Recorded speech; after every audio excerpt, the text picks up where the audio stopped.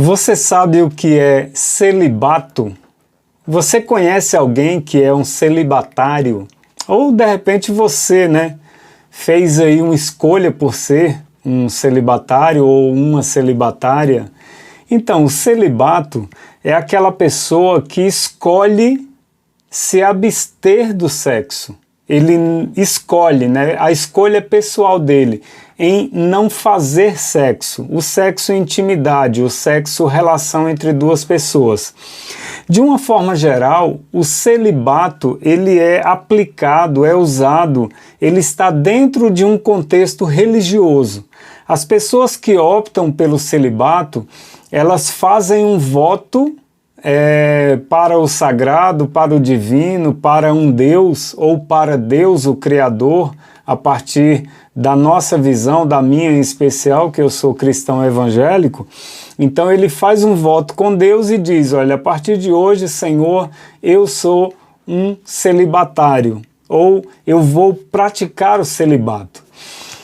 Existem muitas modinhas, tem muitos grupos aí que a partir de um tipo de ritmo musical. Tem, por exemplo, há um tempo atrás tinha um chamado New Wave, New Age. É um tipo de música mais voltada, era dito, era chamado de música psicodélica, onde pessoas usavam algum tipo de química, algum tipo de droga, e eles começavam a ter algumas viagens, a partir do uso daquela droga, daquela química, e eles vinham com essa ideia, não, eu vou fazer um voto, eu vou com as forças, com as energias do universo para que eu entre em equilíbrio, então a partir de hoje eu vou fazer um voto de celibato. Então tem muita modinha, mas de uma forma mais concreta, de uma forma mais racional, o celibato é aplicado, por exemplo, no Brasil, que nós temos várias religiões no mundo, muitas ali na parte da África, da Índia, da Ásia, naquela região ali, Ásia, Oriente Médio, tem muita religião ali, muitas seitas que adotam o celibato como uma prática diária, comum entre aqueles membros que participam daquelas religiões. Mas para nós aqui no Brasil, o celibato é muito conhecido por causa da Igreja Católica Romana, Igreja Católica Apostólica Romana, porque os padres, as freiras, eles são obrigados, se você quer ser um padre, se você quer ser uma freira, então você tem que adotar a prática do celibato, ou seja, quem vai estudar, fazer o seminário para ser um padre, ele não pode casar, ele não pode constituir família, ele não pode ter intimidade sexual com ninguém. As freiras da mesma forma.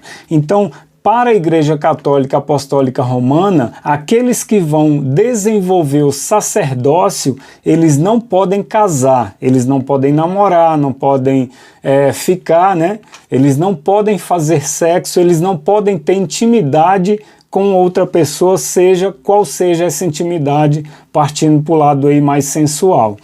Então, é uma obrigação para a Igreja Católica Apostólica Romana o celibato. Então, os padres, os bispos, arcebispos, os papas, eles nunca casaram, eles nunca tiveram, pelo menos isso na teoria, no papel tem que ser. Então é uma obrigação o padre, a freira, ele não casa.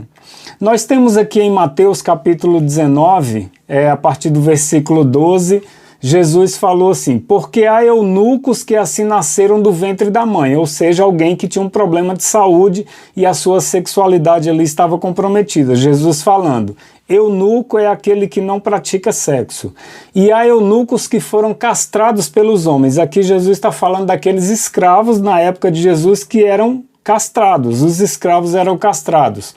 E há eunucos que se castraram a si mesmos por causa do reino de Deus. Então tem pessoas que recebem essa condição e eles assumem esse compromisso, que é o caso do padre, da freira, pelo menos na teoria ali, eles não praticam sexo. Então eles assumem o celibato. Nós temos aqui também falando Paulo aos Coríntios, 1 aos Coríntios capítulo 7, Paulo era solteiro e ele diz assim, porque quereria que todos os homens fossem como eu mesmo, mas cada um tenha de Deus o seu próprio dom, um de maneira e outro de outra. Mas se aqueles que quiserem ser como Paulo, solteiros, não casar-se, não praticar sexo, não namorar, não ficar, em hipótese nenhuma, sexualidade zero, tá bom? Se não podem conter-se, eles casem. Por quê? Porque eu assumo um compromisso naquele momento ali. Não, eu vou praticar o celibato, mas daqui a uma semana, daqui a um mês, porque a sexualidade é muito forte no ser humano. É quase impossível a pessoa, na sua saúde natural, normal, ele não ter o desejo sexual. Então a pessoa que consegue controlar isso, ele é um anjo, né? Então Paulo, no caso de Paulo, ele vivia diariamente em oração, leitura da Bíblia, meditação, para controlar isso nele e ele conseguir manter essa questão de ser solteiro, mesmo um adulto saudável, ele não casou. Nós temos aqui em Gênesis capítulo 2, versículo 18, Deus dizendo, e disse o Senhor Deus, não é bom que o homem esteja só, far-lhe-ei uma adjutora idônea para ele. Ou seja, Deus diz para nós que o homem ficar sozinho, a mulher ficar sozinha, sem uma parceira, um parceiro para a vida, casar-se, para ter ali o seu momento também de intimidade, a relação sexual, é muito complicado. Nós temos ainda em 1 Timóteo capítulo 3, a partir do versículo 1 e 2, esta é uma palavra fiel, se alguém deseja o sacerdócio, o episcopado, a liderança religiosa, é uma excelente obra, deseja, mas convém que essa pessoa seja repreensível, marido de uma mulher, ou seja, o conselho da Bíblia para aqueles que desenvolverão o sacerdócio, serão pastores, padres, bispos, líderes religiosos, é que eles constituam família. O celibato é uma opção, não é uma obrigação. A Bíblia não manda o padre não ter uma família, a Bíblia não manda a freira não ter uma família, a Bíblia não manda o pastor não ter família, pelo contrário.